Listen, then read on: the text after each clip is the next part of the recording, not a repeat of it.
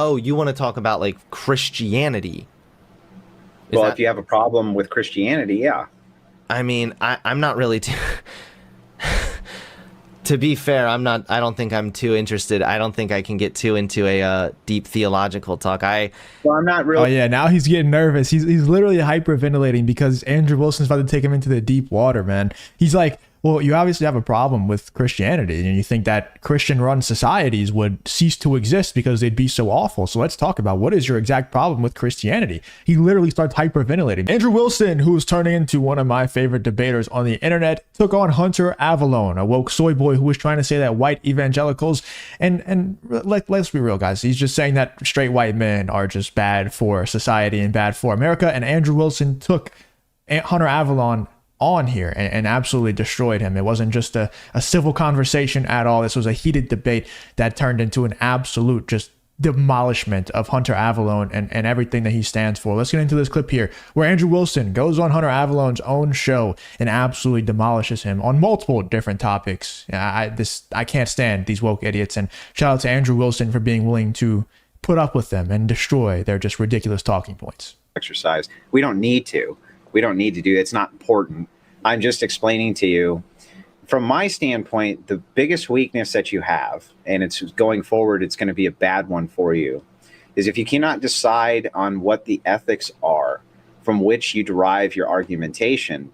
As you start to slug it out with some of these heavy hitters, they're going to absolutely come in and eat your heart. And the reason is, you can't really have a good faith or legitimate conversation with somebody unless you know why it is and the foundation. I can tell you why I'm against, but I can tell you why I'm against what you're saying. Well, not against a specific thing, but if I ask you why a thing is bad, for instance, if I said, why is smoking bad? You'd say, well, because it's going to kill you. And I'd say, okay, why is me killing myself with smoking bad? Uh-huh. Well, why is it? Why is killing myself with smoking bad? Because most likely you don't want to die. Well, okay. If you do, then it's probably not bad to you, right? So but like you only think in that your it's case, bad? no, but in your case, it's from, or I'm sorry, not in your case necessarily, but from the quote unquote conservative perspective or whatever, it is, we don't want to incentivize gay people. So let's think of this, how this is. There are kids in orphanages, and conservatives historically and still currently are oftentimes the ones trying to prevent gay people from adopting children, even though there are kids in orphanages that literally need parents. So there's that, which would, yes, that's discrimination. So that would have to be perpetuated. And why are we doing this? All because if all of society was hypothetically gay, it would cease to function. Again, I would say if all of society was religious, it would probably cease to function, considering, again, the statistical rates of abuse in church circles and different kind of rates also showing how Christians are more likely to put their faith over actual scientific research as well. So I think that you can make a compelling argument. But there are societies right now that are 100% religious and function just fine. And there are societies that are 100% atheist and function just fine too, is my knowledge. Well, sure, but I'm not, that wasn't my argument. It had nothing to do with my argument. One of your arguments was to say to me, listen, if everybody was religious, right, that would also be bad. But we have societies we can look at right now where everybody's religious. It's not bad. What religion? Muslim, for instance. Okay, there's cool. That's very progressive group. of you. I'm actually surprised. But there's well, the diametric opposition between Christianity. I should rephrase then. Yes, I should say like fundamentalist Christians. Let me rephrase. I will rephrase that because that's my. It's so crazy how we've gotten to a point in society now where these people have been forced, like these people like Hunter Avalon, who's debating Andrew Wilson here.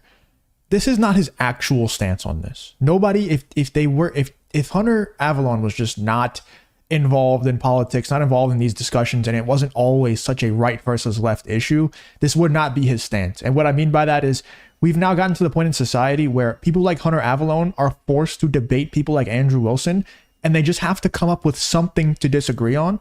So they're just forced to say things like, an entire Christian society would cease to exist if it happened. What are you talking about, dude?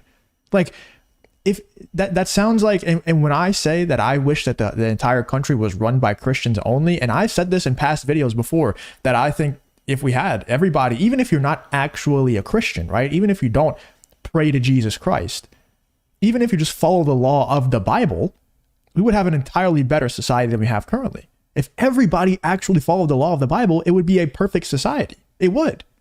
Nobody would be killing. Nobody would be stealing. Nobody would be committing adultery. Everybody would have the same, moral compass. It would be great. And I don't know how you can disagree with that. I'm sure you guys are going to get mad at me for saying that in the comments, but it's the truth. And in my mind, at least, it completely logically checks out. And I'm open to hearing the other side of that. But it's wild to me that we've gotten to the point now where Hunter Avalon is now saying, no, we need less Christians. We need less religious people. We need more atheists, because atheists who have no moral compass whatsoever, they just do whatever they feel is right in any given circumstance. And that's just the right thing to do to them. No matter what it is, they just decide, hey, this is what I feel like doing, so this is what I'm going to do. And that's just right. That's what atheists believe. And Hunter Avalon is forced into the position of that is the correct way to live life, which is absolutely insane to me, because if he wasn't involved in this culture war, if he wasn't involved in this right versus left, it would be no competition on which society would be better to live in. Like, let's be real. Would it be better to live in a society full of people who follow the Christian rule of law? Or would it be better to live in a society of people who are atheists and follow no moral compass or no rule of law? Which one? It's very obvious which one it would be. Much more where we see a lot of these issues. So let me be clear, not religious circles, but yes, fundamentalists like Christians, evangelical Christians, that kind of level. Yes, I do think that would also perpetuate harm, or would also lead to society or not functioning nearly as well or whatnot. Well, society functions fine under Sharia law. So I'm talking about fundamental Christianity. I'm not here to defend Islam. I'm not a big fan of. I don't like religion in general. So I'm happy to shit on Islam. I'm happy to shit on Christianity. But what's your problem with fundamental Christians? Well, hold on. I don't want. Again, it's because of the rates of discrimination and the harm that they perpetuate. So, even if you look at the rates, actually, American Muslims are more accepting of gay people, for example, than evangelical white Christians, and that does harm. That hurts people. That discriminates against not only gay people, but again, we've already established that by preventing them from adopting, you're also harming children. You're literally harming the children that are in orphanages right now, suffering. Hunter, you're creating arguments against things I'm not talking about. I'm not. I'm explaining how white evangelicals are making very more closely harm to what I'm saying. What's the problem with fundamental Christianity in your worldview? That they cause harm to homosexuals because they're not accepting? That they cause harm to, yes, in general, to society. Yes, they cause harm in various different ways. So one, yes, they discriminate against gay people at higher rates. I don't like that. That does harm. Much higher rates. Much higher rates. And it's discriminatory, and so I'm against that. I don't like that because, again, it perpetuates harm and it hurts kids in orphanages, etc., etc. But atheists discriminate against Christians. So does that not harm people? Is that not discrimination? This guy is just so soft, man. All of these people who are, I don't know if they're paid off by the DNC or what it is, but all of these new age debaters who are the Harry Sisson and Dean Withers and Hunter Avalon and these people, they all have the same archetype. They're just soy boys that are just insufferable to listen to. Like I said earlier, shout out to Andrew Wilson for being willing to put up with these people. There is no chance that I'm staying this calm talking to somebody who acts like this. It's insufferable. It is. We've kind of already established this. Also, white evangelical Christians are more likely to deny things like climate change, something that I think is very important that we kind of all need to find unity on. It's really important for the future moving forward here. White evangelical Christians are against that. That's another thing. Another reason, there are statistics showing that oftentimes hyper-religious individuals are more likely to put their faith over scientific evidence. Anti-intellectualism has already cost us with COVID, with how we've seen the conspiratorial bullshit, the anti-vaxxers and whatnot. So yes, there is a multitude of harm that white evangelicals perpetuate on this country, or could, hypothetically. So I think that your argument would be completely doomed. It would have to. So now answer me this, now that we've established this. Mm-hmm. Is the happiness level in people who are Christians higher or lower than the average population in the United States? So I'm going to answer this. No, just yes or no. Is it higher or lower? I'm not going to answer it unless I can elaborate, because the answer it needs an elaboration there. If you enjoy content like this, then make sure to leave a like and subscribe to the channel. It really does help me out a ton. Let's get back to the video. So, yes, absolutely. Yep, you're right. people in religious circles do have happier or higher But rates doesn't of it do happiness. them harm if you were to take that away from them? Sure. Yes. So here's So the now thing. we're talking about which. Wait. which is more Hold harm. on. Wait. Because it's not the religious aspect of it, but rather the community aspect of it. So if you were to gauge like a group of people that say every like Saturday they went to some like big community event with like community picnic and then went bowling or whatnot, you would find higher rates of happiness in those people as well. Having a structured community is what gives you that higher level of happiness. And again, I'm not shitting on all of religion. My parents are very religious. I respect them for that. And that's because I recognize that for them, it is a form of community. And that's important for What people. I'm trying to get to the heart of here is that it seems like your issues are secondary to the religion. You're saying this is how religious people behave in this political sense that I disagree with. Mm-hmm. I'm asking, what are your fundamental problems with the religion itself? Oh, you want to talk about like Christianity? Well, if you have a problem with Christianity, yeah. I mean, I'm not really too...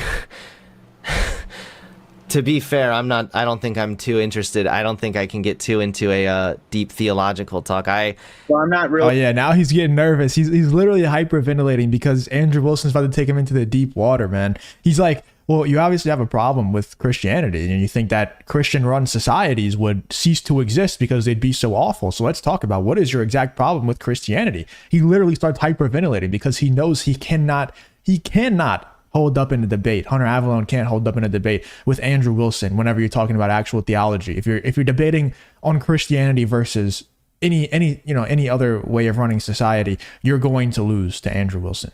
You're going to lose. And he knows that. That's why he's literally hyperventilating right there. Really trying to get into a deep theological talk. What I'm trying to discuss here is motivation. I'll dial it back here. Get personal for a second. I have admitted this multiple times on stream. I have a little bit of like resentment with how religion was taught to me personally. So I try to steer clear of like the deep theological debates about Christianity. My general summary, if you don't mind, really quick, and I'll hand it over to you, is just that yes, people who have a sense of community, whether that be a secular sense of community or a religious circle and sense of community, is absolutely beneficial and has been proven to be such. I'm not advocating to take any of that away. I'm fine with people going to church. Imagine, like, look, I think a lot of people have a bad experience with religion, whatever religion it might be, whenever they're growing up. You know, if it's forced on you, you're not going to like it. But imagine knowing that's the reason why you don't like the religion, and then you're still keeping that, like you're still holding that inside of you and letting that keep you away from Christianity completely. At least exploring, at least exploring Christianity and see if you have a connection with it outside of it being forced on you. That doesn't make any sense.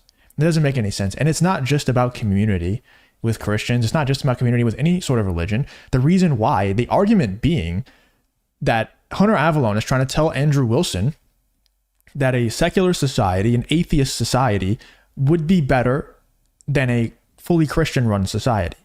It's not because of a sense of community or any other of that nonsense. I mean, obviously, community does play a part, but it's more about just having a moral compass, having a reason to do and to not do certain things that are good and bad for you. Secular people, atheists, don't have any moral pathway to follow. They don't have it. It doesn't exist. They just do whatever they feel like in the moment, and they have no like regret. They feel no punishment for it. So that doesn't check out. It's not just about the community. But anyway, let me know in the comments what you guys think about Andrew Wilson absolutely cooking this woke soy boy on multiple different issues here. Literally, Hunter Avallone got so nervous that he started hyperventilating on the microphone whenever Andrew Wilson tried to take him into the deep water. I think Andrew Wilson went easy on him on this because he knows that he's just a fragile little soy boy, a younger guy and everything like that. So let me know in the comments what you guys think about this whole Andrew Wilson versus Hunter Avallone. Absolutely. Yeah, Andrew Wilson humiliated him. No question about it. I do think he went soft on him, but let me know in the comments what you guys think. Who do you think won this debate between Andrew Wilson and Hunter Avallone?